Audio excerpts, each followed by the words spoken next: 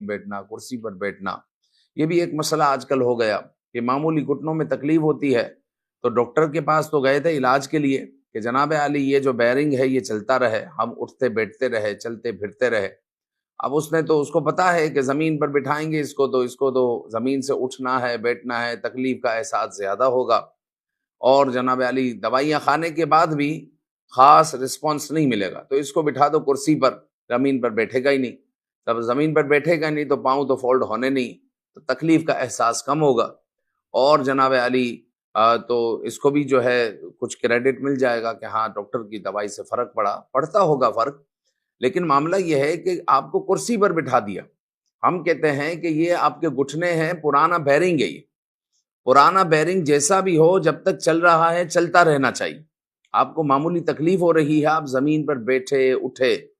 کھڑے ہوں، یہ چلتا رہنا چاہیے۔ اگر آپ کرسی پر آ گئے